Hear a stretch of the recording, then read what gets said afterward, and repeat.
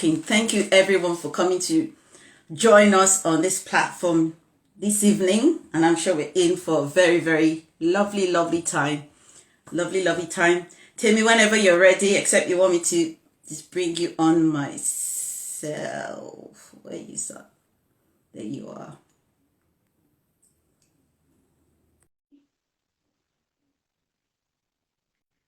Yes. Yes. Yes. Yes. Yes. Yes.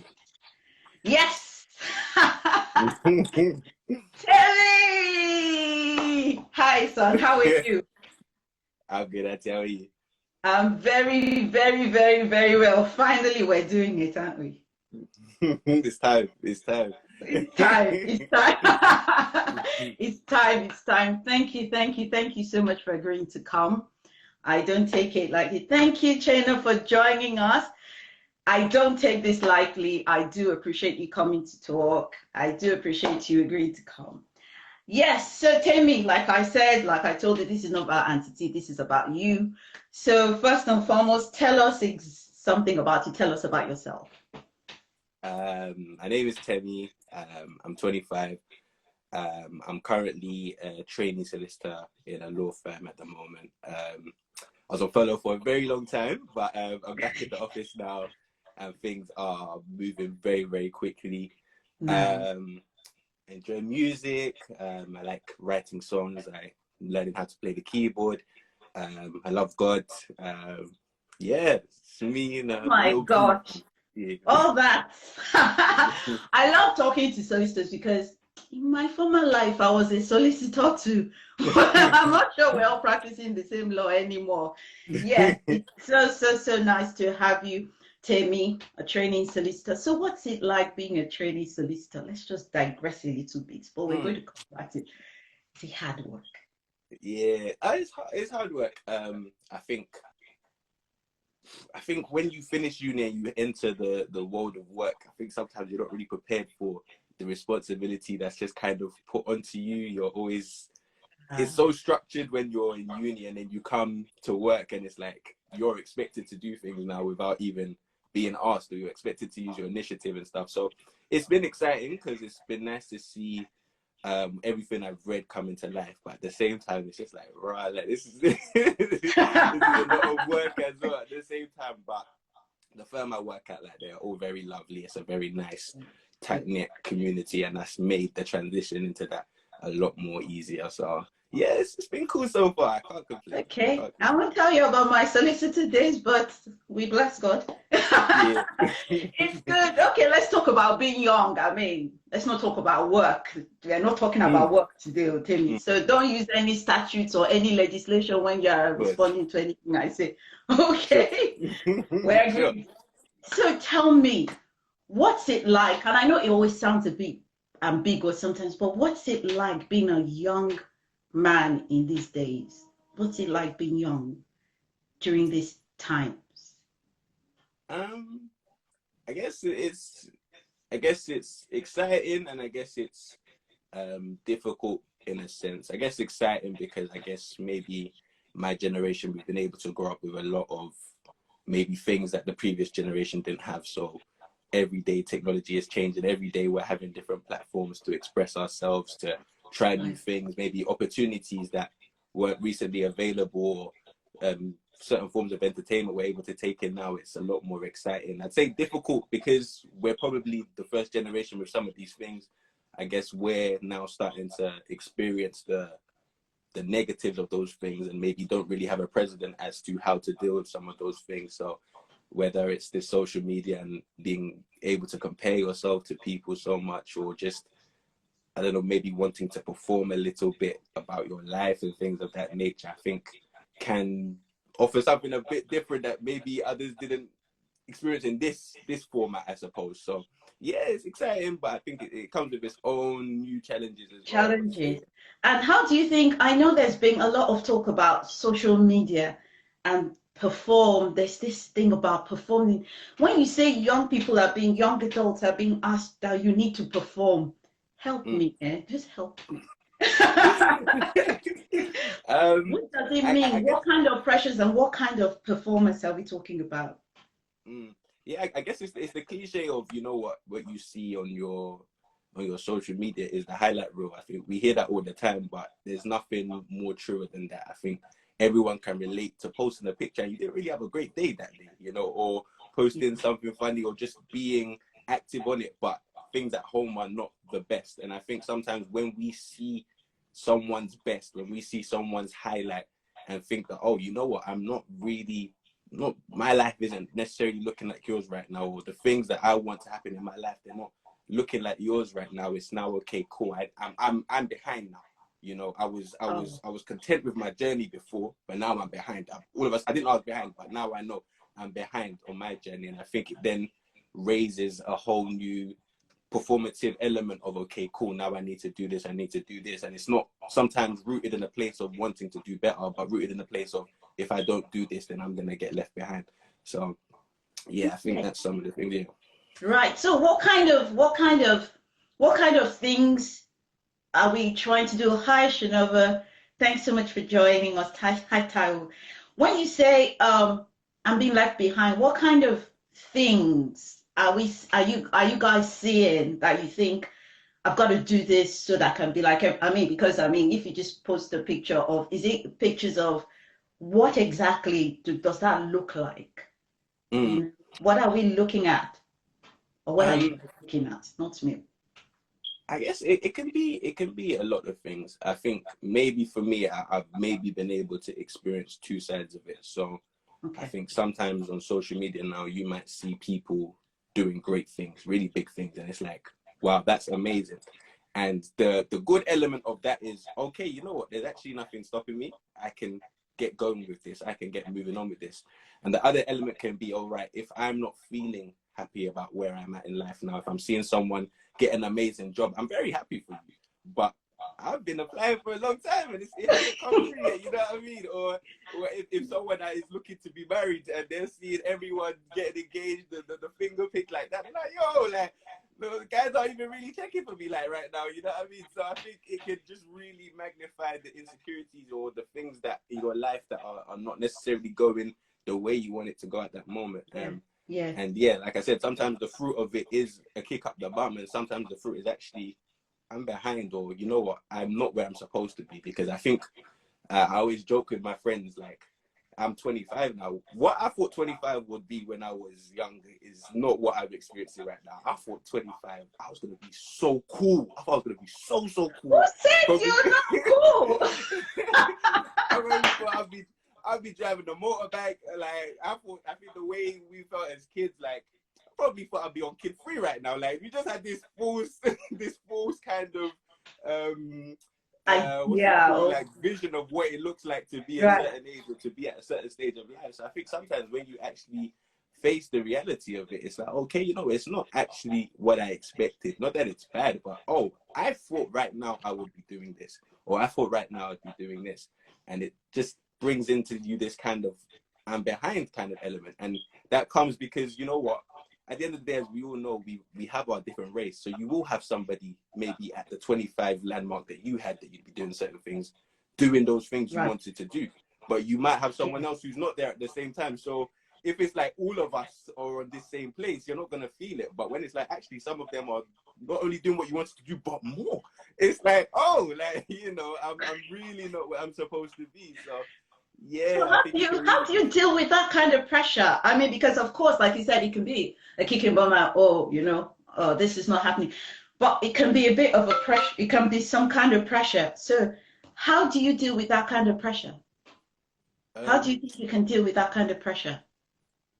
I think it's every day. I don't think I can say it's dealt with, but I can say it's something you continue to deal with, because I think there are some elements of things like I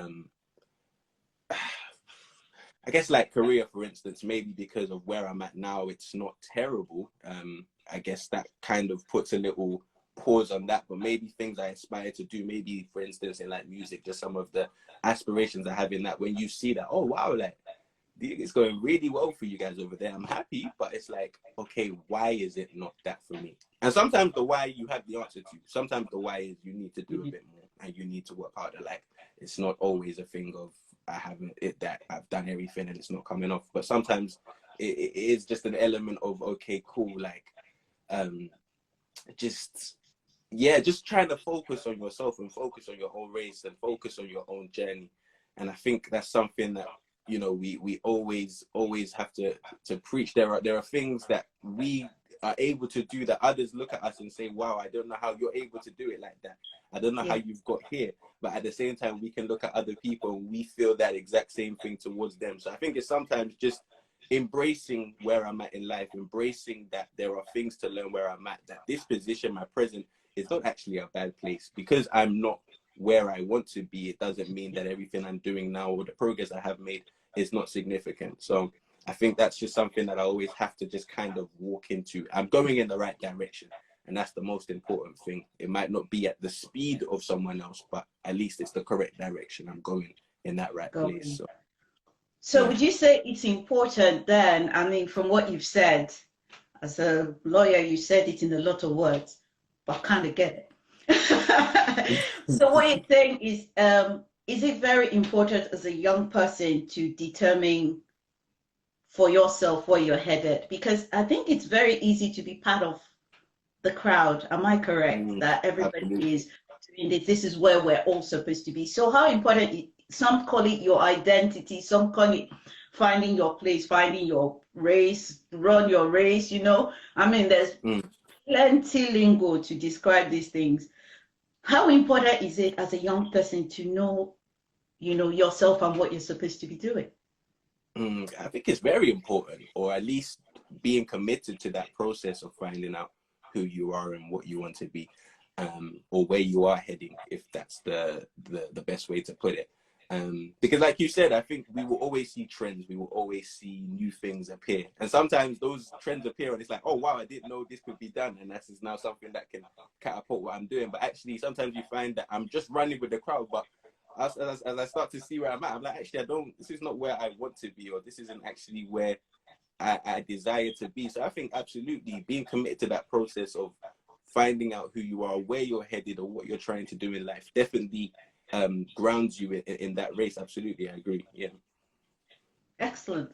Now, there's something I want to ask you. You've finished uni now, yeah? Yeah. Yeah, working, even though you're training at the same time. One of my guests came on and he's still in uni. These two of them are in uni and talked about being in uni and all that. In retrospect, what do you think were some of the main challenges that, you know, people face when they're in uni? What would you say some of the things that are a bit difficult leaving home and then going into uni?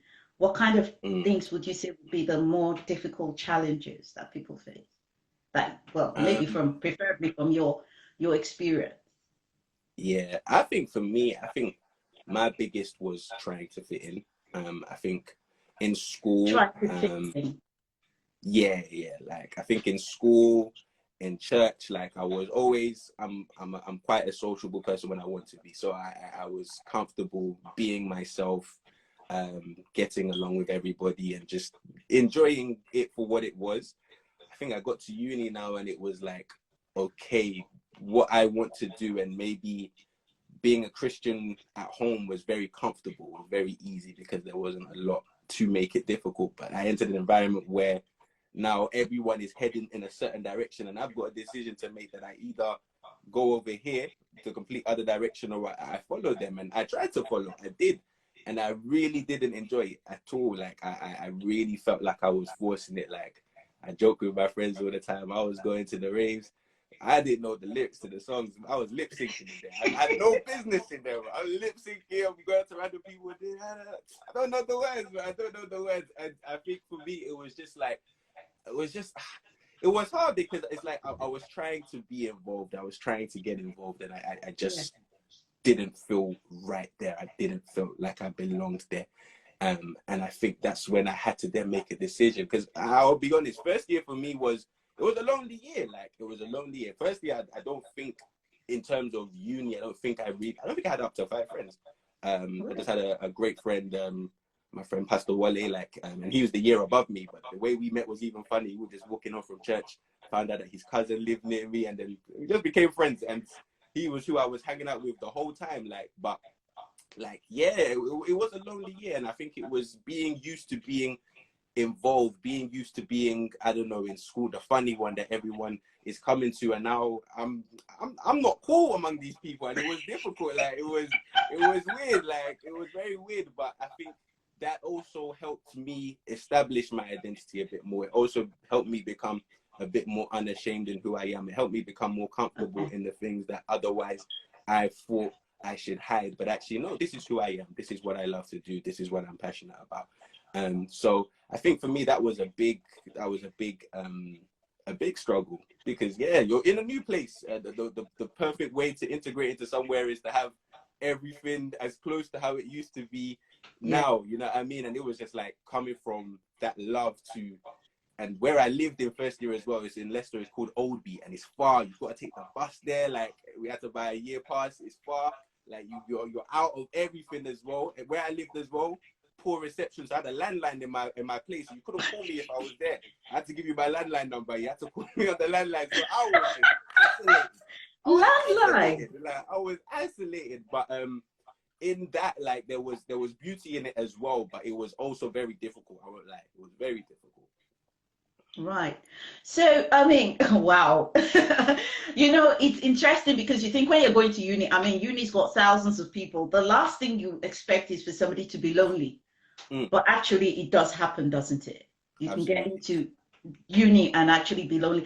So do you think, I mean, in retrospect, and I mean, talking to maybe a couple of parents maybe who are on here and who have kids that will be going into uni, do you think there's any way you can prepare in retrospect? I mean, any way you can actually prepare a young person going into uni for something like that? Or is it just shock therapy? You go there and do your best?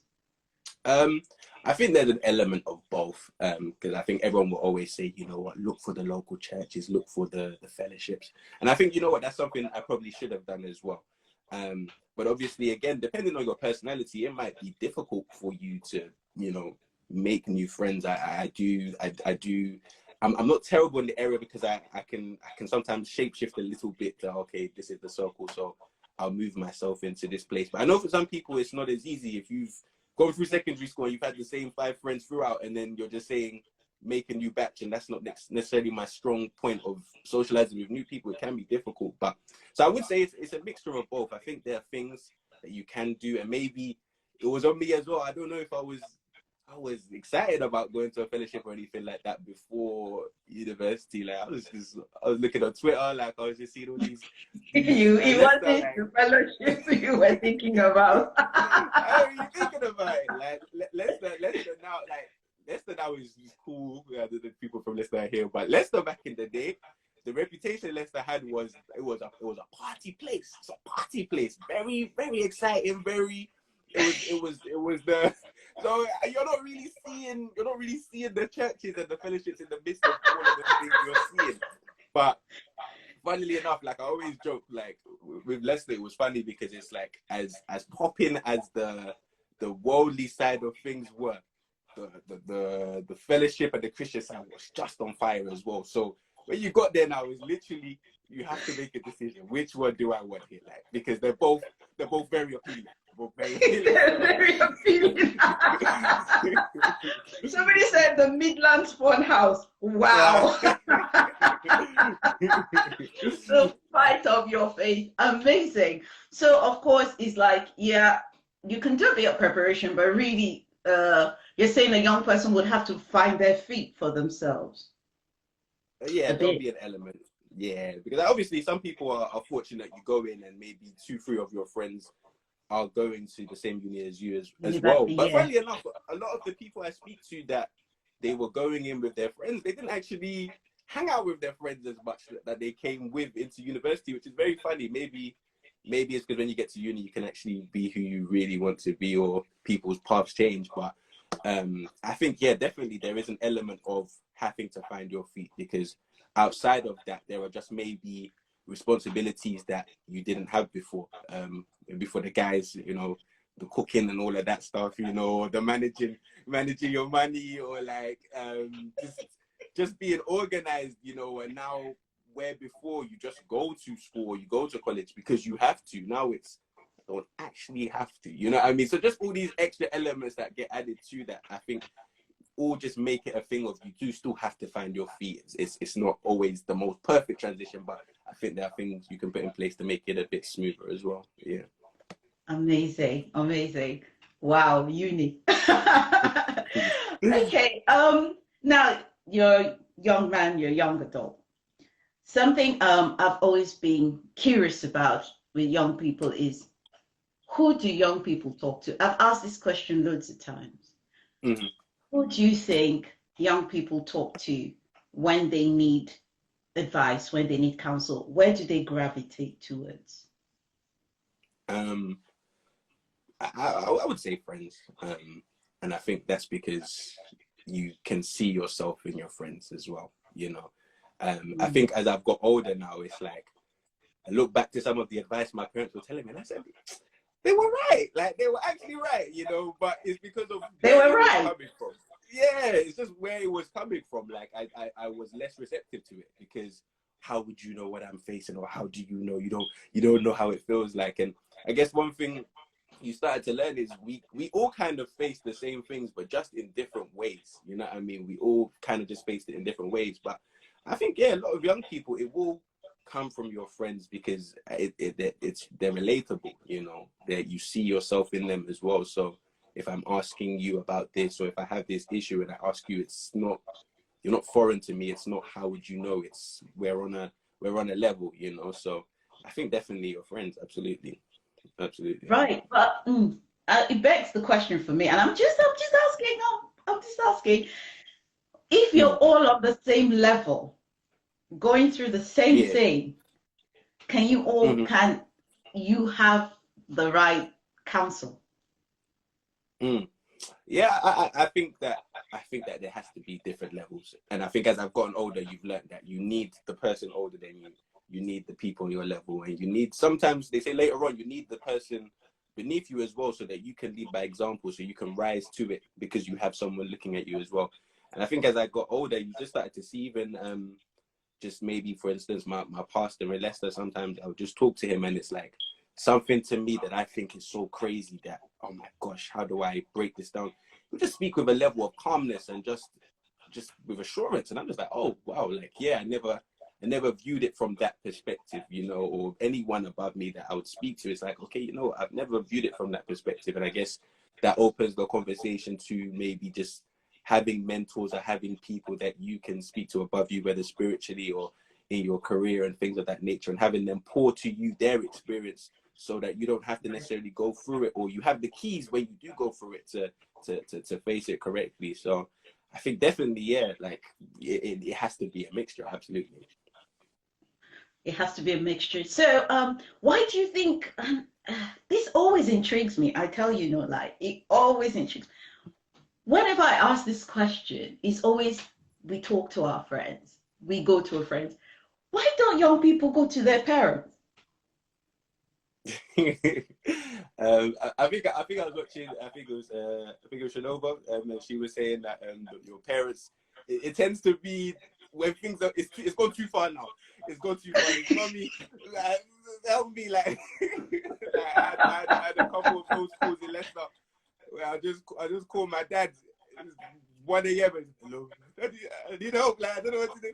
What's going on? Like, you have those calls. I think sometimes with parents, it does come too late. And obviously, I can't speak for everyone. I think everyone's got a different relationship with their parents, and some have the ones where they can speak to them on a level, and it's not coated in, oh, you're going to tell me off, but it's coated in that, you know, love and understanding, and still I'm your parent, but in this situation, you need me to advise you and to empathize with you. So I think it depends. I guess, like, for the person who's every time they've gone to their parent with a struggle and been shouted at or been made to feel that I shouldn't have come to you, you're not going to go to your parent unless you really have to. You know what I mean? And I think it definitely works both ways. I think parents have to ensure that they make themselves approachable, and you have to know that, okay, some situations, I'm not loving what I'm hearing, but now's not the time to shout. Now's the time to listen. Now's the time to let you talk. I'm not going to interject you as you're speaking. I'm going to let you speak and express how you're feeling, you know. And for us as well, sometimes maybe not to look to our parents as, you don't understand anything I'm going through, but to know that they were once young, you know, and the wisdom they carry is very important and can be very helpful to your situation. So I do think it's definitely double-sided, but yeah, for the person who gets shouted at, or for the person that says I cannot tell my mum or dad that because they will, I get it, you know. I can't expect that person to run to their parents every time something happens because they've been bitten in that area, you know what I mean? So unless I have to now, I'm not going to, you know what I mean? So it's important. It's about the relationship. It's not about the relationship in terms of parents and child, but it's about the relationship that has been built between the parent and the child at each point in time that will make you go. Now, one thing I love to ask as well, I mean, you're no longer a teenager. What was it like for you as a teenager? What was it like for you going through your teenage years? I mean, you've talked about uni now. Yeah. Talked about relationship with friends. Now I'm kind of like wondering, I mean, you're all looking very, like you said, cool now and all that. But what was it like for you being a teenager? As a teenager? Yes. It was interesting. I think I think we're always, obviously, what Tommy's to go with, but like we're always consistently finding ourselves. I think teenager. You can't remember, was it that long ago? Not that. I'm trying to see what I was behaving like, or how I was being live. I think I was just going through the motions. Like I was confident. I think I liked to be social. I liked to make people laugh. I liked to be involved. I think that was me. I was just going through the motions, Aunty. If I'm honest with you, I was just going through the motions. Like I don't think I necessarily took life very seriously back then. I think I was just enjoying it for what it was. I was just having fun. I was just enjoying myself, you know. So as a teenager, I think I would say I was bubbly. I was confident. I was, like I said earlier when I spoke about uni, I was used to being among people. I was used to being surrounded by people. And having fun. So I think I wasn't troublesome, if that's what you're hinting at. Like I'm not hinting anything. I am not hinting anything. I don't think I was, but maybe my parents will disagree. But like, yeah, I think I was just kind of just going through the motions, really. I was just kind of going through the motions, yeah. Going through the motions. Okay, so I mean, because of that, what would you say to teenagers now? I'm sure you won't say go through the motions. Oh, just generally, just leave, you know? I'm sure that's not what you're going to say. Before we go down, I'm just going to say hi to people who've joined us. Sister Kat, thanks for coming. Val, always a pleasure to have you. Issa, Ken, Sarah, so many people have joined us. Thanks so much for coming to hear Temi and I generally gist, you know, and just talk about what it's like being young and learn a couple of things. So, hi, everyone. So, Temi, go on. What would you tell teenagers now? If you say go through the motions, I won't take it from you. Just enjoy it. Cool. Just be cool. What would you tell a teenager now? Are you talking more generally, or with career, or with friends, like, or? If a teenager came to you and said, Temi, tell me something that would help me for my life now, what is the first thing? What would come to you to talk to a 13-year-old, a 15-year-old young man, or should I say teenage boy? Mm-hmm. Okay, so a few things. I'd definitely say love yourself and embrace who you are. Embrace being unique and who you are. I think for me, like, it's weird because I would say I'm a weird person. I think as a teenager, I was very weird, and it was like sometimes I wanted to mask that, and sometimes I wanted to embrace it. And funnily enough, now it's like the things people compliment me for now is, oh, Temi, you always come up with these silly scenarios, but we're all laughing and we're all enjoying it as you take us through it. And I'm like, okay, I didn't know there was a bit of a gifting in that as well. But I think I would tell them to embrace you who you are and love yourself and embrace what makes you unique. Don't try and be like anybody else. Don't try and change or follow what everyone is doing, but embrace and nurture those things inside of you that you have, you know, because I think, yeah, once we start to try to be like other people, that's when we start to lose what God made us to be, you know, what makes us unique. So I think I would definitely say that to them. Not in the sense of course, if there's people you look up to, of course, look at their good traits and aspire for that as well. But I think also not to follow the crowd, but to love those things about yourself and embrace them.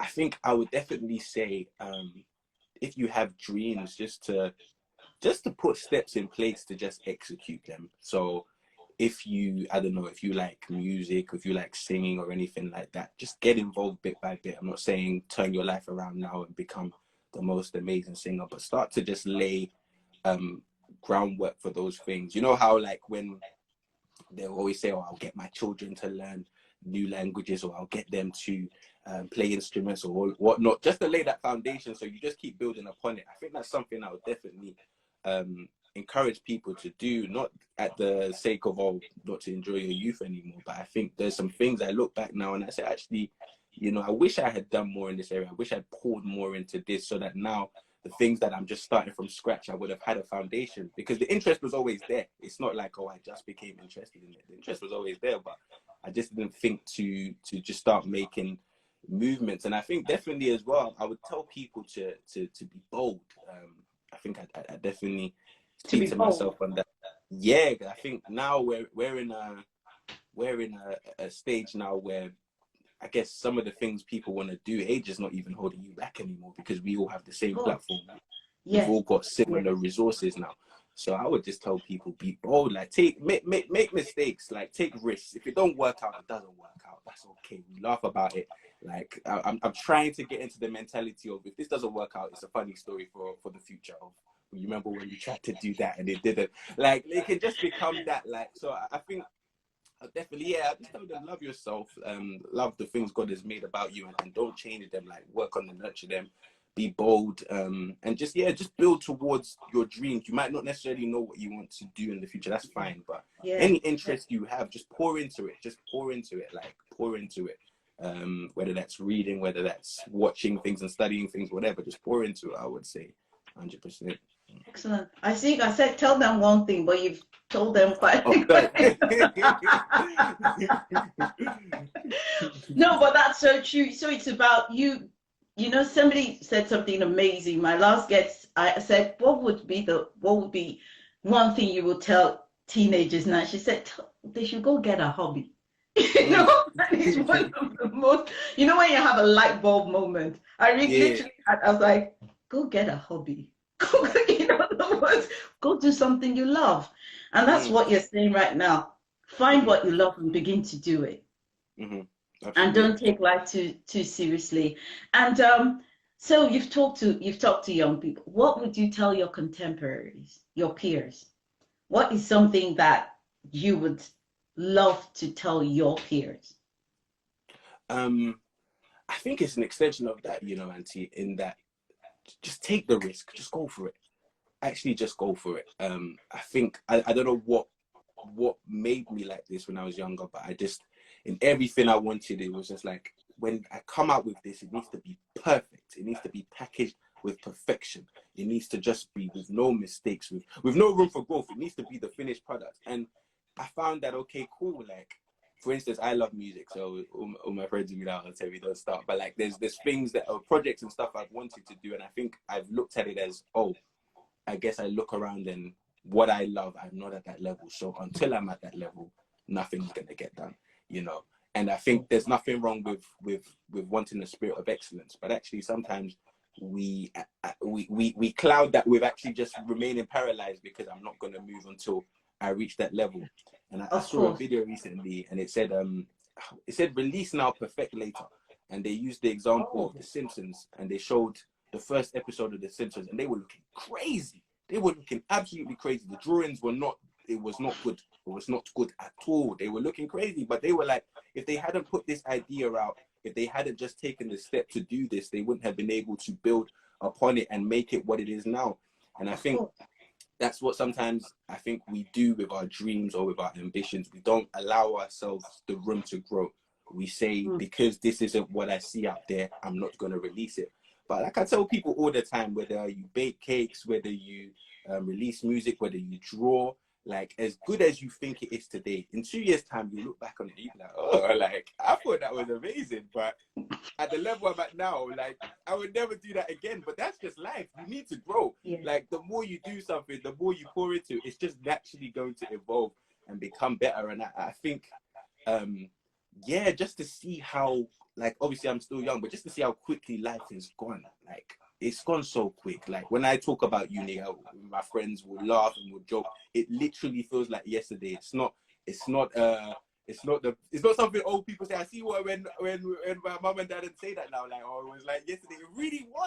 It really was like yesterday. You remember all Welcome these to the side of yeah, like, it really feels like yesterday. It really feels like yesterday. And it's the crazy bit about time is that it goes so slow, but it goes so quickly at the same time. And it's like, oh wow, like, actually, I need to get going with this, because what was once one day I will do now becomes I'm getting closer to one day and I'm not doing, or I'm not laying the foundation to do. So I think, to my contemporaries, I would say execute. Just do. Just go for it. I speak to myself here as well. Just go for it. Just put it out there. Like, just, as they always say, make sure that you've poured as much out of yourself as you can. Make sure you've tried every dream you've had. You've given it a go. Like, even sometimes as well, we'll use excuses. God must say go, and then I'll go. And of course, there's room for that. Don't get twisted. But sometimes he's been saying go. He's told you to go a while ago. You know, he told you to go. Traffic light being green, and you're still there. Like, you're still there. So I think that's revving. Yeah, we have to look at ourselves. Revving. It's me. I'm the issue. I'm the issue. I need to move forward with this. So I think, yeah, I would just say execute. Just go for it. Just, like, take a risk. What's the worst that can happen? It'll be a joke. Like, there's many things that I've tried. Oh, I would say many things, but there's things maybe I've tried in the past, and I just laugh now. It's funny. Like, it's funny. I thought I was gonna do this. It's funny, you know. And in doing those things as well, sometimes they direct you. Okay, not this, but actually from this, I found out that I like more of this. You know, and that's what I always say to maybe. There's a lesson to learn, isn't there? Yeah, that's what I say to teenagers when they're talking about, I'm not sure what to study or all of that, or I'm not sure what to do. Like, I'm always like, just gain these experiences. Like, if you can get some work experience in this, give it a go. Like, and if you go there and it's not for you, it's not for you. But guess what? Now you know it's not for you. And that's great. That's just as valuable, you know? So I think, yeah, I would just say execute. Just take it and go for it, yeah. Right. Okay, so teenagers, do what you love. Your contemporaries, execute. What are you going to tell us, parents, that generation? you see, on this platform, they don't call us the older generation, because like I love it. Ora put it as we're all one generation in different stages. It makes me feel so okay. You know. So you've talked to the teenagers. You've talked to your contemporary. So what are you going to talk to us on that other side of the generation? I won't say the older side. Or as somebody said, the elderly. I refuse that one. So, you know, on that other side, what would you want to say to parents and to maybe counselors, or to people who have the opportunity of bringing up or talking to young people? What would be one thing you would want to say to us? You said one thing, you know. Plenty things.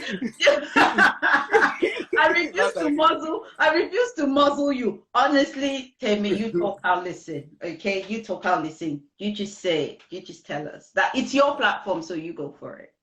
Yeah, I think listening is very important. I think it's an art we all need to learn, because I think sometimes in the midst of everything they are saying, you can actually start to find the root of what it is, you understand? So in all of this confusion of trying to make sense of everything as you listen, I think that's when you're able to really get to the roots. So I would say listen, and listen not to respond, but listen to understand.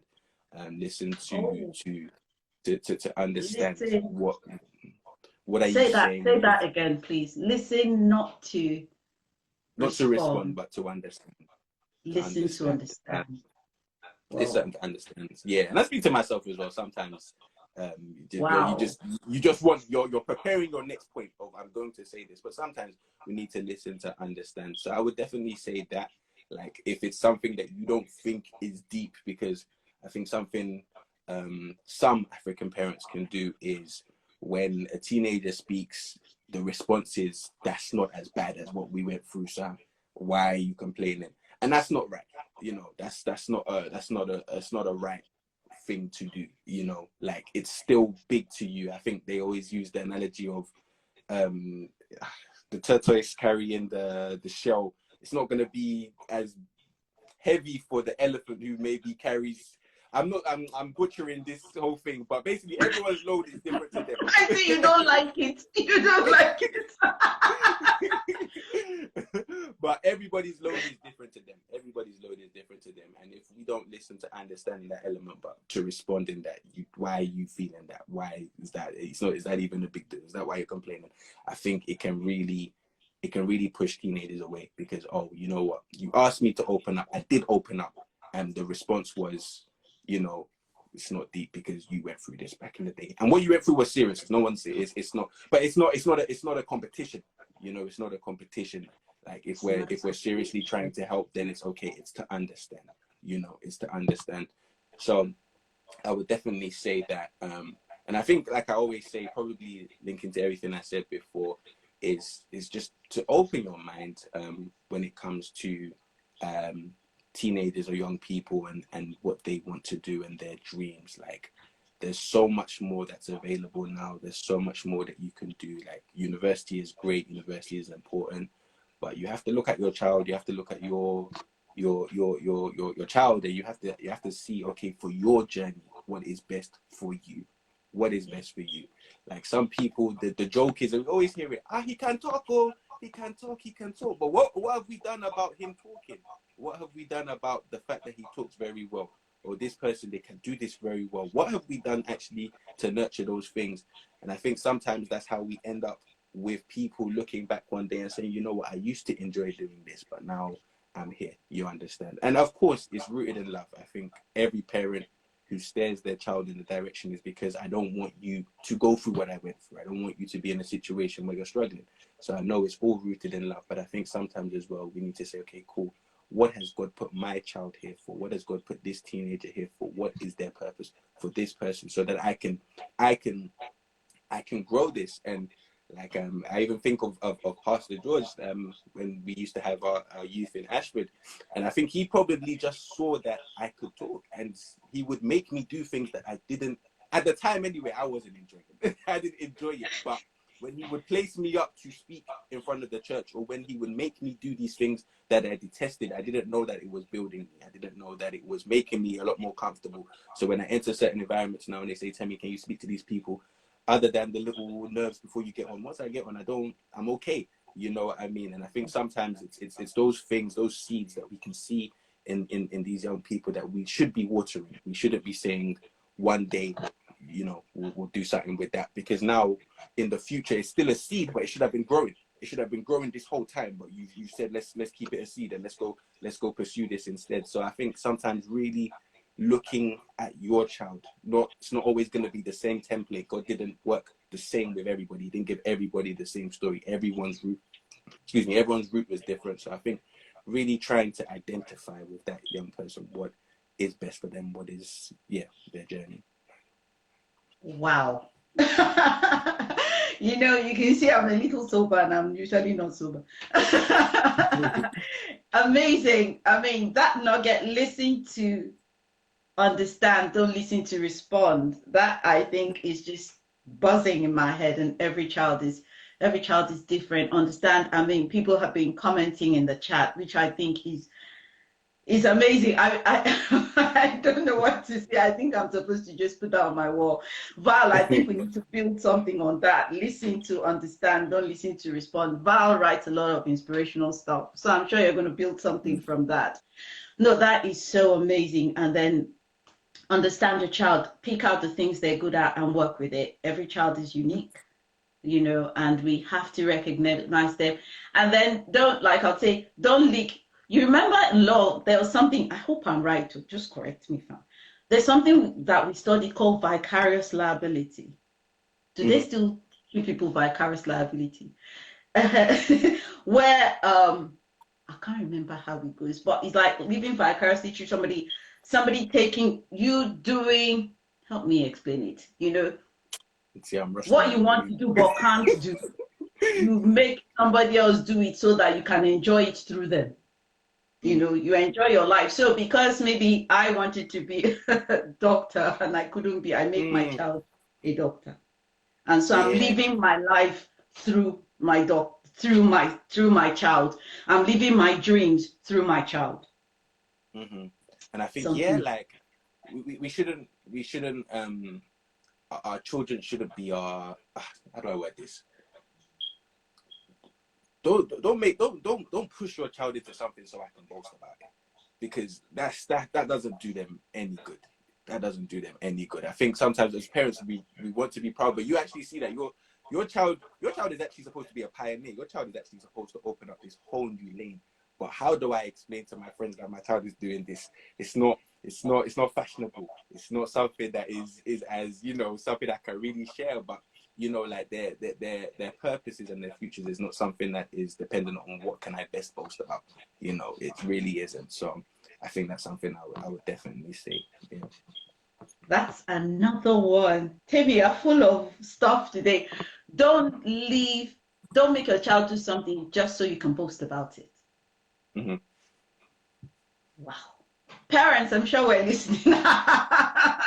Yes, Oti, he's just dropped the mic, man.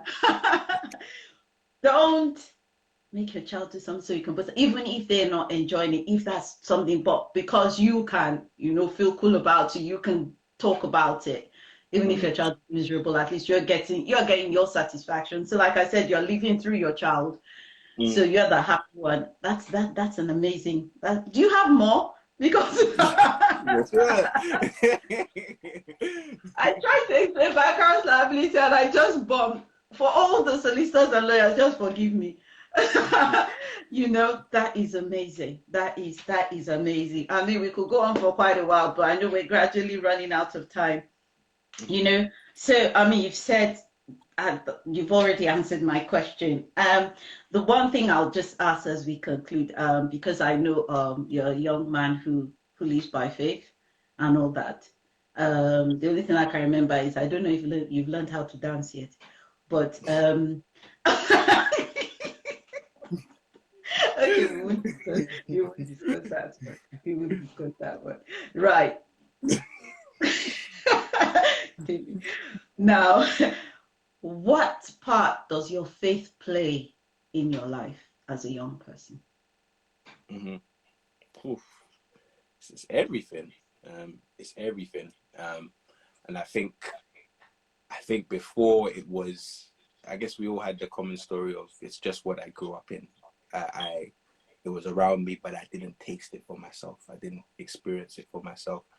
Um, and I think now when I start to experience God for myself, and I start to see that He has a plan for me, and some of the things maybe where I had to deny before, some of the things that I couldn't partake in before was because of what He is trying to do through me, what He wants to do in my life.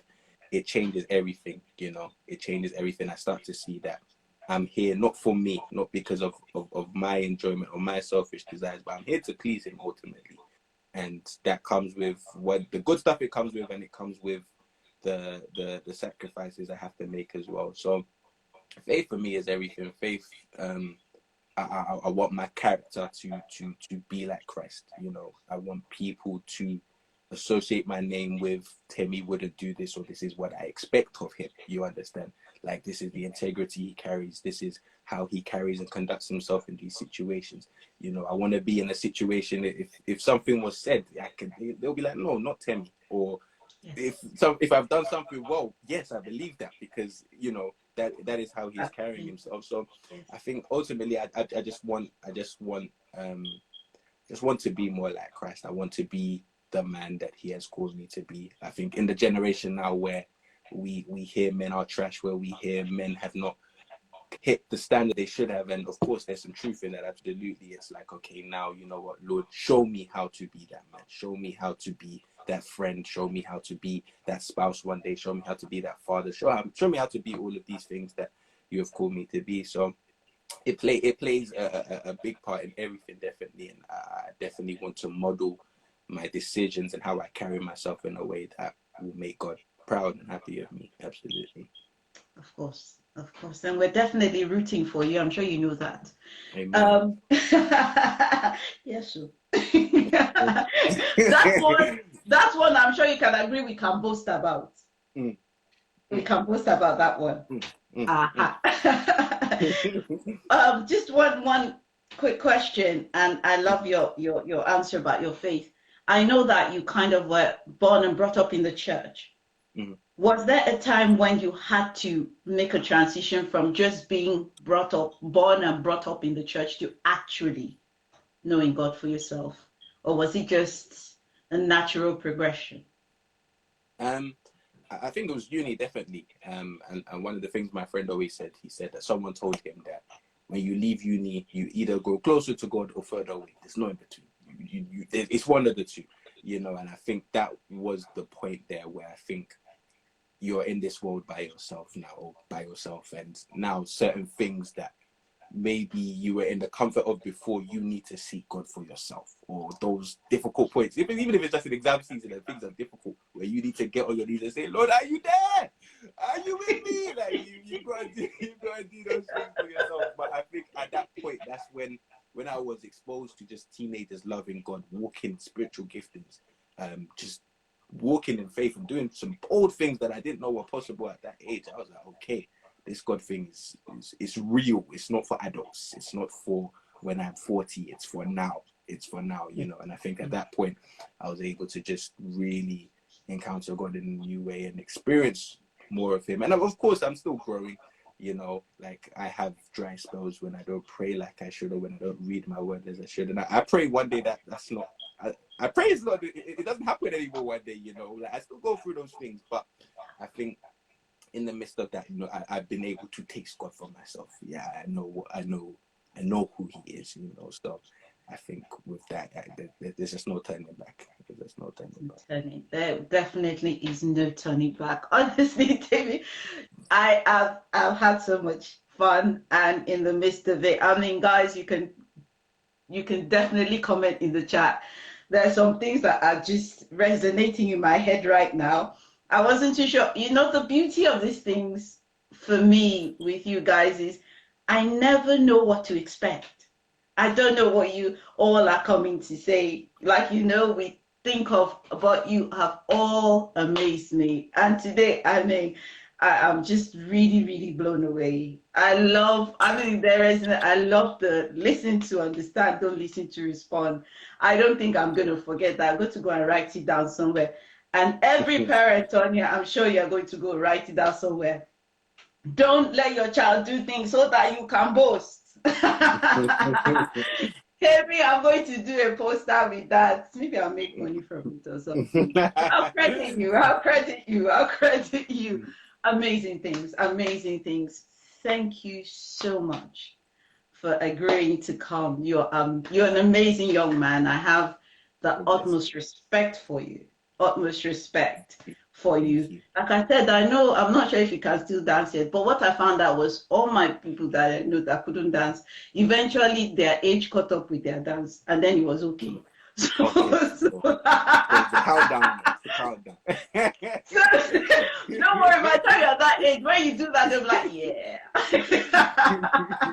It'll be cool by then. It'll be really cool.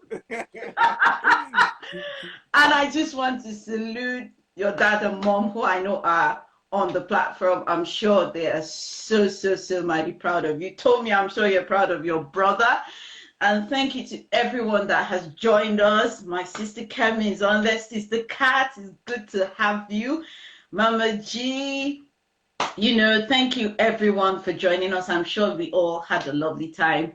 Temi, I don't know when. Thank you, David. He was definitely on point. It was brilliant. Sarah, thank you for coming. Val, thank you.